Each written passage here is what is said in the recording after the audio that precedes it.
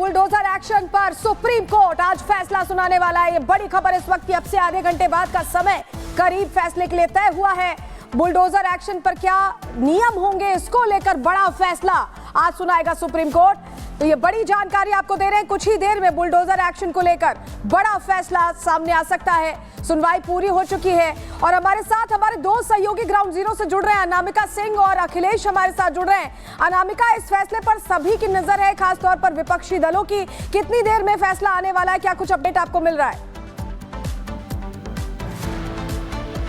और देखिए, देश के अलग अलग राज्यों में जो याचिकाएं की गई थी उस पर सुनवाई करते हुए जिस तरीके से पहले ही बुलडोजर एक्शन पर रोक लगाई गई थी, अब उसको लेकर दिशा निर्देश की बारी, यानी कि राज्य सरकारें किस तरीके से बुलडोजर एक्शन को लेकर आगे बढ़ सकती हैं, क्या नियम होंगे, कैसे पालन करना होगा, इसको लेकर आज प्रॉपर गाइडलाइंस आने वाली, कुछ दिन में डिसीजन आने वाला। अखिलेश जुड़े हमारे साथ बात करने के लिए। अखिलेश जी, दिशा निर्देश जो आने वाले राज्यों को लेकर के उस पर सबकी नजरें बनी हुई, क्योंकि सुप्रीम कोर्ट ने टिप्पणी भी की थी कि भाई जिस तरीके से आप घरों को गिराते हैं वो नाजायज है।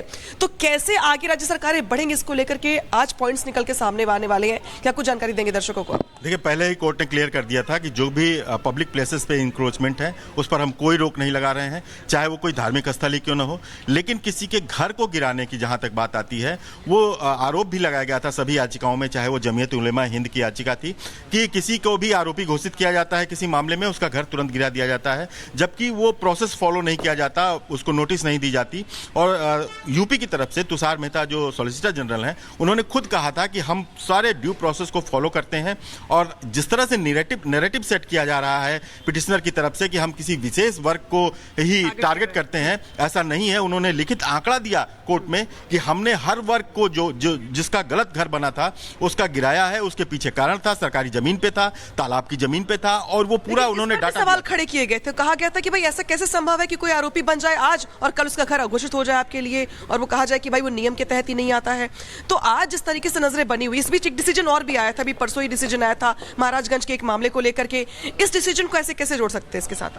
देखिए, महाराजगंज का भी मामला वही था कि रोड बनाने के लिए, कंस्ट्रक्शन के लिए 30 घरों को तोड़ा गया था, जबकि एक घर में जो मामला सब जुडिस था, विवाद था, उसको भी तोड़ दिया गया था अदालत में रहते हुए। तो कोर्ट ने नाराजगी जताई, 25 लाख रुपए का मुआवजा दिया, और उस पर भी उन्होंने कहा था, चीफ जस्टिस जो रिटायर हो गए डीवाई चंद्रचूड़ ने, कि 300A जो संपत्ति का कानूनी अधिकार है उसको आप छीन नहीं सकते, इस तरह से नहीं छीन सकते, हर चीज का ड्यू प्रोसेस होना चाहिए। बिल्कुल। तो देखिए, यहाँ पर जो आज दिशा निर्देश होंगे सुप्रीम कोर्ट की ओर से वो जारी किए जाएंगे। नजर इस बात पर बनी हुई है कि बुलडोजर पर ब्रेक लगेगा या फिर जो दिशा निर्देश है वो जारी किए जाएंगे। Over to you studio.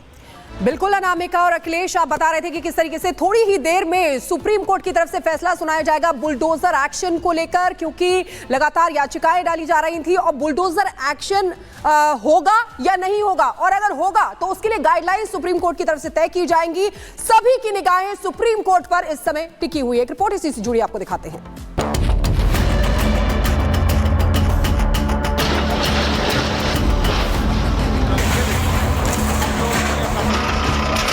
दंगाइयों के सामने नाक रगड़ने वाले लोग बुलडोजर के सामने वैसे ही पस्त हो जाएंगे। बुलडोजर संवैधानिक नहीं है, अनकॉन्स्टिट्यूशनल चीज है। बुलडोजर चलेगा या रुकेगा?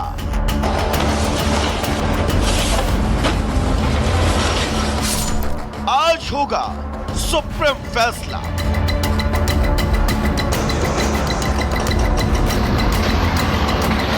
देश भर में चल रही बुलडोजर कार्रवाई के खिलाफ दाखिल याचिकाओं पर सुप्रीम कोर्ट 13 नवंबर यानी आज फैसला सुनाएगा। कोर्ट ने कहा है कि वो पूरे देश में लागू होने वाली गाइडलाइन बनाएगा।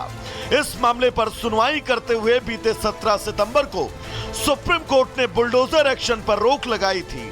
वो रोक अभी भी जारी है। कोर्ट के फैसले के बाद अब उसके मुताबिक ही बुलडोजर कार्रवाई हो सकेगी। फैसला सुरक्षित रखते समय कोर्ट ने साफ किया था कि वो सिर्फ उसी समाधान की बात करेगा जो पहले से कानून में मौजूद है। कोर्ट ने कहा था कि कोई भी कार्रवाई नियमों के मुताबिक ही होनी चाहिए, इसके लिए वो गाइडलाइन बनाएगा। सड़क, फुटपाथ वगैरह पर हुए अवैध निर्माण को कोई संरक्षण नहीं दिया जाएगा। कोर्ट ने यह भी कहा था कि वो ऐसा कोई आदेश नहीं देगा जो व्यक्तिगत तरीके से अतिक्रमण करने वालों के लिए मददगार हो। जमीयत उलेमाए हिंद समेत कई याचिकाकर्ताओं ने सुप्रीम कोर्ट से कहा था कि नियमों का उल्लंघन कर देश भर में बुलडोजर चलाए जा रहे हैं। किसी पर अपराध का आरोप लगने पर उसे सबक सिखाने के लिए उसका घर गिरा दिया जा रहा है। न कोई नोटिस दिया जाता है, न जवाब देने का मौका। सुप्रीम कोर्ट ने सुनवाई के दौरान कहा था कि किसी व्यक्ति पर अपराध का आरोप लगना उसका मकान गिराने का आधार नहीं हो सकता। यह बुलडोजर जस्टिस है। 6 नवंबर को सुप्रीम कोर्ट की ही दूसरी बेंच ने बिना नोटिस मकान गिराए जाने के एक मामले में याचिकाकर्ता को 25 लाख रुपए का मुआवजा देने का आदेश दिया था। इस मामले पर सुनवाई करते हुए पूर्व सीजीआई चंद्रचूड़ ने कहा था कि आप कहते हैं वह अतिक्रमणकारी था, लेकिन आप इस तरह लोगों के घरों को कैसे ध्वस्त कर सकते हैं? किसी के घर में घुसना और बिना सूचना के उसे ध्वस्त करना यह अराजकता है। बुलडोजर एक्शन को लेकर देश भर में जमकर सियासत भी हुई। विपक्ष ने बीजेपी सरकार को तानाशाही रवैया अपनाने का आरोप लगाया। आपने जानबूझ करके जिनसे आपको बदला लेना था, नीचा दिखाना था और अपनी सरकार की ताकत पर, अहंकार पर आपने जानबूझ करके बुलडोजर चलाए, जिसका परिणाम यह है कि हाई कोर्ट से लेकर के सुप्रीम कोर्ट ये कह सकता है कि बुलडोजर संवैधानिक नहीं है। विपक्ष ने बीजेपी सरकार पर तानाशाही रवैया अपनाने का आरोप लगाया। अब सबकी निगाहें सुप्रीम कोर्ट के फैसले पर टिकी हैं। सुप्रीम कोर्ट में जस्टिस वी.आर. गवई की अध्यक्षता वाली बेंच सुबह 10:30 बजे अपना फैसला सुनाएगी। Bureau report, Republic Bharat. वहीं शाहरुख खान, सलमान खान के बाद अब धमकी मिली है। भोजपुरी कलाकार अक्षरा सिंह को 50 लाख की फिरौती की मांग की गई है। जब इनको फोन किया गया तो इसके बाद दुर्व्यवहार भी किया गया कथित तौर पर अक्षरा सिंह के साथ फोन पर, और 50 लाख रुपए की फिरौती मांगी गई है। पुलिस अब पूरे मामले की जांच कर रही है, क्योंकि किसी अनजान नंबर से फोन किया गया भोजपुरी कलाकार को, और अब पुलिस आखिर फोन कहां से आया इसकी भी तलाश अब कर रही है। और हमारे साथ हमारे वरिष्ठ सहयोगी प्रकाश सिंह जुड़ गए, उनका रुख कर लेते हैं। प्रकाश जी, जिस तरह से ये खबर सामने आई है, ऐसा लग रहा है कि धमकियों का सीजन चल रहा है। आप बिहार भी पहुंच चुकी है, धमकी अक्षरा सिंह को मिली है। क्या आइडेंटिफाई हो पाया कि कौन था कॉलर, पहचान हो पाई, कोई जानकारी मिल पाई? देखिए, अक्षरा सिंह के